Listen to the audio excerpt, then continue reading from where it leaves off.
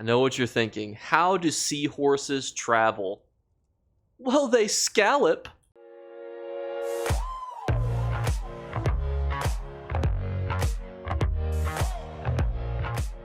What's going on, YouTube? We've broken out the seahorse shirt here to talk about the Elder Scrolls Online in the month of July.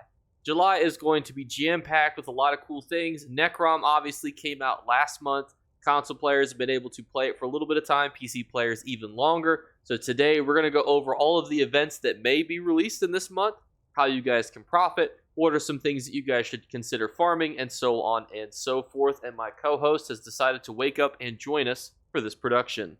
So if me petting a cat doesn't earn your subscription as we're marching on the road to 15,000 subscribers, well, maybe the seahorse shirt will. I do also own this shirt in purple.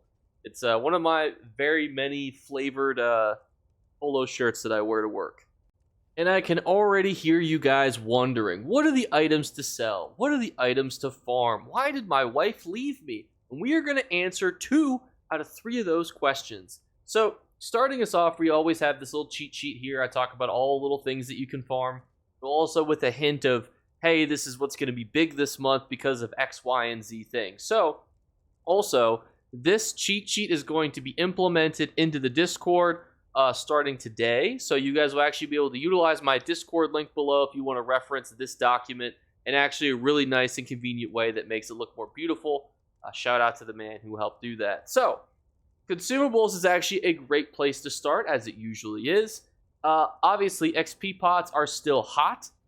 Why is that? Always think to yourself, what are other people at ESO going to be farming? And right now, the answer seems to be AP, because of the AP event, and experience. And what do people need for both of those things? Consumables. You need your AP pots. You need your AP potions. You need your actual XP potions. You need your torts, because it's not just about going into Cyrodiil and needing to use, AP items. You also need stuff to fight with. Tri-stat potions, weapon, spell, bewitched sugar skulls. So that's why during these events, consumables are just absolutely hot, because as people fight each other, they use potions. As people use potions, other people have to pick up ingredients. I know this is like, one of the crazy things that my brain thinks about, but every time a potion is consumed, like think about how many every minute in Cyrodiil, how much like consumables are used, how much Columbine is just completely absorbed into like, the ether through people drinking tri-stat potions every second that goes by in Cyrodiil. These are the things that go into my mind. But Overland sets is another good place to talk about. So people are going to be participating in PvP and PvE stuff, new trial obviously. What are some of the sets that you can farm that might be selling pretty good? I've noticed that the best ones seem to be PvP focused sets, but not as highly as other events. So set selling hasn't been as successful as it was. Certainly not the ones that you can farm. I would attribute this to the fact that we had an AP event very recently. Because of that, a lot of people don't need brand new PvP sets, but some of them might be getting brand new PvE sets for their Arcanist. So that's something to take into consideration. What that means, though, is that a lot of these sets might not be selling as good as they usually do. However, if I had to highlight some, I would say Warrior Poet from Vardenfell, Witch Knight, War Maiden, Void Collar, Crafty, 7th Legion Necropotence, Red Mountain Spinners, has seemed to have been selling well, in addition to things like Pariah, Hexo, seem to still be selling pretty healthily. But the majority of the sets that you might see selling are actually going to be these sets here, which are the PvP sets. Why is that? And that's because sometimes the sets that you get through your Rewards of the Worthy, or if you buy through AP, were meant to really be PvP sets. So that's why some of these actually do pretty well. Now, there's a lot of really good sets here. So I'm just going to highlight Deadly Strike. I think that's a great set to use now. One of you lovely juvelies made a great comment about the necklaces.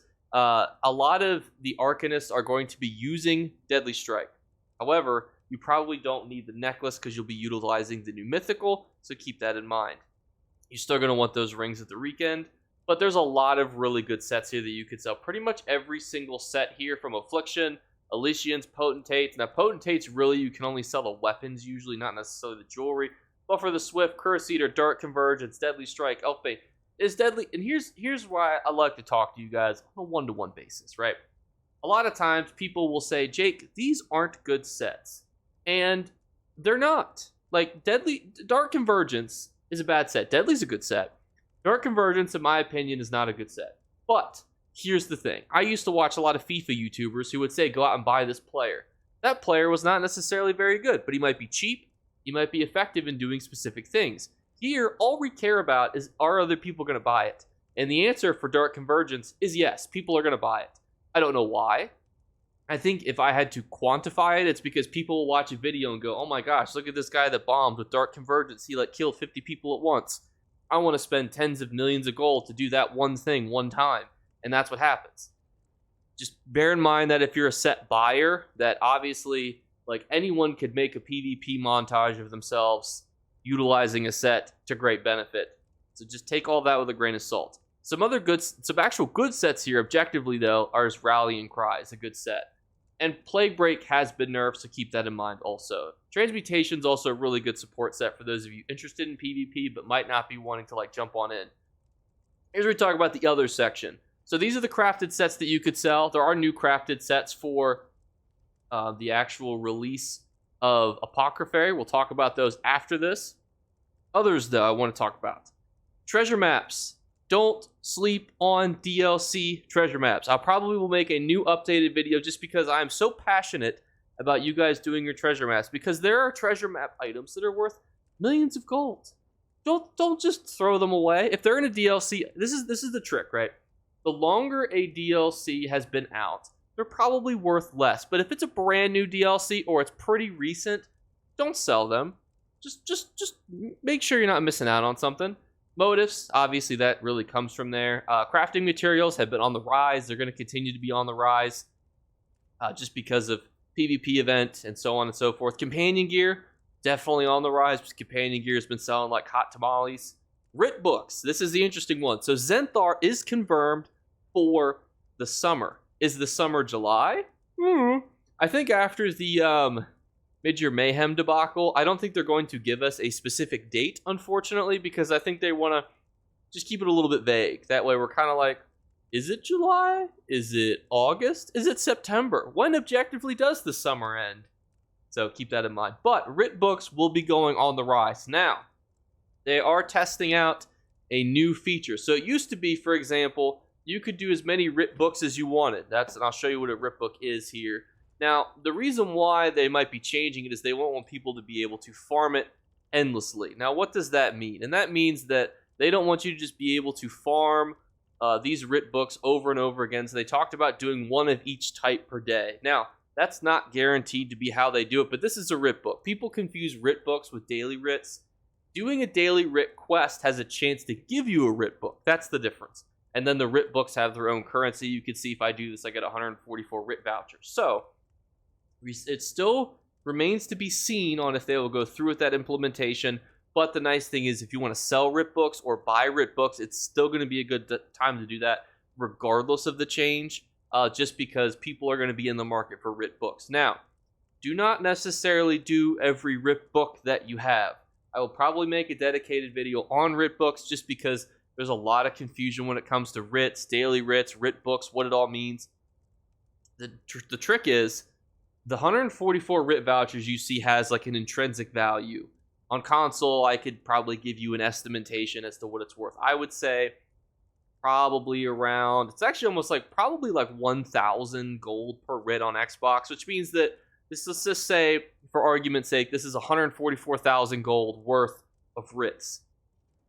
If it's costing me more crafting materials to make that book, then it's not worth doing the writ. Now, that usually is only applicable to jewelry writs. Generally, it's always worth doing the sealed clothing writs or the sealed whatever writs, as long as it's not jewelry. So just take it all with a grain of salt, and we'll have a new Zenithar guide as we get closer to that event. So these are the new crafted sets for Necrom, and I think that they are all pretty great. I think that having a 5, 10, and 12 piece set is pretty ludicrous. But it also is a really good starter set for a lot of people. So that, I think, is actually going to be very valuable for people to get into. Telvanni efficiency. I don't know how I feel about this set. 2, 3, and 4 being Stam, Health, and Magicka, and then reduce the cost of your Magicka, Health, and Ultimate abilities by 8%. But if you have a living companion, reduces the cost of their abilities.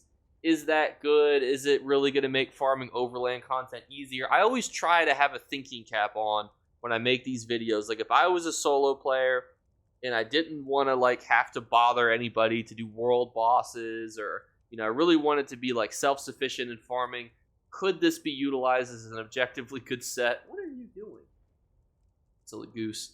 And I don't know. I'll have to test it out. And then Seeker's Synthesis, which is Health, Mag, and Stam, which again, not a fan of when they do it like that. When you cast an ability that costs resources while in combat, your potion is reduced by 0.6 seconds, which I do think is objectively good. I just think, unfortunately, that this really benefits a lot more of the sense than the PvE sense. But anytime something new comes out, you can usually build it and list it up for gold because people are going to want to test it out. And if you it's almost like free to make these sets. Just purple them out, throw them on the market, and you don't even have to worry about enchanting them. Now, there's going to be a question as to what enchants to use. I would say either Divines or Impen. If you're thinking it's going to be more PvP-esque, go Divines, or excuse me, Impen, PvP, Divines, PvE, or overland farming, or anything that's not necessarily directly related to PvP. You can think Impen, Divines. Impen is impenetrable. That's really only utilized for your PvP situations. So that's where you guys can start to really consider. People are going to start critting me. I don't want to be crit. Divines is more like you want to get more essence out of your Mundus stones. But generally people don't have a lot of crit resistance because not a lot of builds actually have crit resistance. Now, if you actually remember from earlier, we talked about Transmutation. That's actually one of the sets that will give you that. So that's a fun little factoid as to why Transmutation is a pretty good set. It actually gives it to other people also. Now let us talk about crowns for a minute, because I was absolutely flabbergasted for a little while because crowns on console were plummeting in price. Like people were like giving, like I was seeing 75 gold per crown. I was like, why is crowns plummeting? And I thought, yeah, I'm sure there's a lot of people interested in coming over to console or playing for the first time who are interested in selling crowns. Maybe returning players who were like, I need a little bit of gold. I'll just sell, like some crowns that I've gotten from ESO Plus or whatever. But apparently, and this is all legend, and I posted about this on my new ESO Twitter, apparently there was a duplication method. Because apparently somebody on console had between 3 and 5 million crowns, and they were selling them like a fiend. And a lot of people were selling them like fiends. And what's interesting is like 3 to 5 million crowns is around $21,000. That's 3 million. So I highly doubt they bought that, and I think that that's where the developers were looking into them. But yeah, I thought that was completely ludicrous, because if you were on console like me, you're like, why are crowns plummeting? Like, I'm so confused. So that was that piece. Speaking of Crown Store, we have Earthgore returning to the Crown Store. Now, Earthgore is one of those interesting sets because I think it looks really good. But let's talk about it here. So for those of you who do not know, when a set enters the Crown Store, a weapon pack, what is associated with it is also a style page and a helmet and the shoulder. And you're like, what does this look like? Well, it actually just looks like the helmet and the shoulder that you would get if you use the Earthgore set. So you can actually see here they give you a little bit of detail. So July 17th through the 24th, you'll be able to get the Earthgore helmet and shoulder. Now, this is important. How do you get this? The shoulder, very simple. You can either buy it for 50 keys, and if you do that, I call you a silly goose to your face, or in the same vendor where you can buy it for 50 keys, the shoulder, you buy the 1 key blue item piece, and you just buy those until you get it, and you get to complete your sticker book. So that's very helpful, and you roll for some really valuable items, because for those of you who don't know, you can get some mercenary motifs. Mercenary motifs are very rare, very valuable, and you want those. We like rare and valuable things.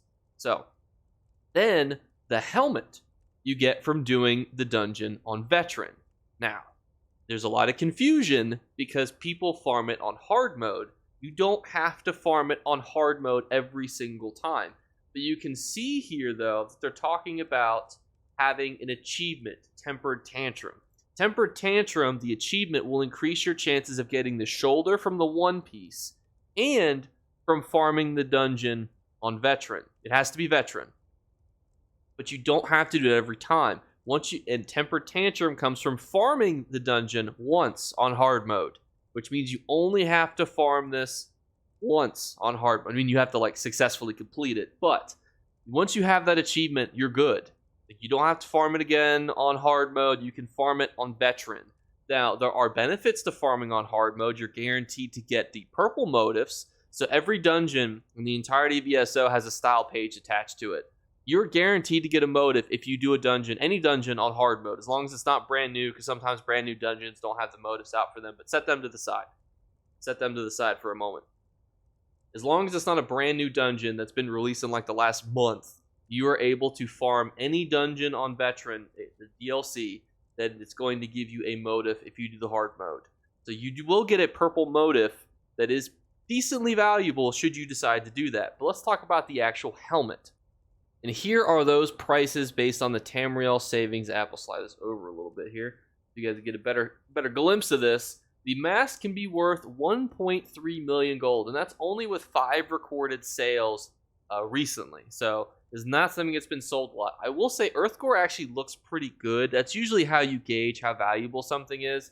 And then the shoulder, the average price is 179,800 gold. So to give you a range of how valuable these things are. Now on PC, you can usually multiply by 4. I would say inflation on PC from console to PC is about 4 to 10 times higher, depending on the item. With certain items having higher inflation, for example, there's more endgame players on PC. So because of that, because they don't have that steady influx of new players that console has, a lot of times their economy can become lopsided with endgame players who are utilizing a lot of consumables, a lot of potions, a lot of upgrade materials. Where on console, a lot of people are picking up those things as easy gold methods, and there's usually a steady influx of people willing to sell crowns, crafting materials, and so on and so forth on console, where PC doesn't usually have that. So that's a big difference if you're playing on PC versus console. And, you know, dear friends, that's going to kind of wrap up the month of July. I think a lot of it will really come down to, is the Zenithar event going to occur? If that happens, the month will be very different. I'll give you guys tons of tips. For those of you who don't know, Zenithar is pretty big. You got easy crafting, abilities. You got the ability to max out crafters. You got the ability to get good rewards for doing writs, daily writs, etc. To a limit, obviously. And you also get everything in the game at a discount. You can buy houses at a discount. You can buy Telvar items at a discount. You can buy AP items at a discount. Anything that's pretty much sold in the game, you can buy at a discount. So it's a pretty big deal. Golden vendors at a discount, for Pete's sake. So it's pretty big. So if you're getting to this point in the video, I would suggest saving a lot of your big currencies. Now, if everyone saves on their currencies, I was having this conversation yesterday, for example. If we all save our Hajaku ruins or our Telvar to buy Hajaku ruins for a month, then you might be able to actually make more money in the interim, because it's always a bit of supply and demand. So I would say always list up items for what you think is fair. Don't just wait. But also note that 10% is a lot. If you think about the difference in 1 million gold, a lot of us will have 1 million gold at some point. The difference between 10% is 1,100,000 gold or 900,000 gold. That's a pretty big swing. So being able to save 10% on your Telvar, your AP items, and so on and so forth is a pretty big difference when you're looking to make future profits off of those stocks. So we'll be talking about that in that video, which I'm excited, and I'm hoping that they confirm this event because I really want to talk about it because I love it. So I hope that they do, and if they do, obviously a guide will be coming out. A guide will be coming out probably anyway, just because I want to get you guys in the mindset of what I'm going to start planning my currency for, because you guys probably got gold, AP, or Telvar, or all this currency ready to go. We're going to talk about that in that video. But dear friends, that is going to wrap up the video. Hope this was helpful. I always love talking about the months of July and June and all the other months, saying, hey, here's what's going on. Here are the cool things happening. fun little time to highlight neat changes and things on the horizon for the Elder Scrolls Online. So let me know what you guys think in the comments below. We are doing 3 giveaway drawings. We're changing it up again as always. I love to just change things. 1 random comment, 1 random subscriber. That's always the same. And now I'm going to be hiding a message on a video, a random video throughout the month. The first person to comment the message that just flashes on screen, who knows where it flashes, will win. And I might post it on multiple videos because I might make it very fast. People might not notice it. And, you know, you never know. So that's going to be in the month of July. And I hope you guys enjoy. And I hope that I catch you guys later. Bye, guys. You better remember to like and subscribe to Jake Clips. Or you should. I might have to pluck your eyes if you don't. Or, better yet, I'll skip rope with your entrails. Do it now. Subscribe. Ta-ta. Off with you. Post outro. It is true. I know the rumors are true. I did make a Twitter. It is JakeclipsESO. I know what you're thinking. Why did I do it? There's 2 reasons. 1, there's a lot of weird drama that only happens on Twitter. Like, I was seeing a lot of this stuff about, like, the crown duplication on Twitter and whatnot. And then there was drama between Gina and some of the content creators. My cat just knocked something over. And I was like, man, I want to see this. And Twitter was now making it to where you couldn't log in. So I was like, to see stuff. So I was like, well, I'll bite the bullet. So I now have a Twitter. So I apologize to all of you who thought very highly of me. I'm now basically in Riften Global Chat, the mobile version. So if you want to follow me, it's JakeclipsESO. Obviously, you don't have to, but I will try to post there, also answer questions, and obviously talk to you guys there, because I found that a lot of my viewers have different things. Like, some of you guys only have Facebook, some of you only have Discord, some of you only have Band, some of you guys might only have Twitter. So hey, hope to see you there. Bye, guys.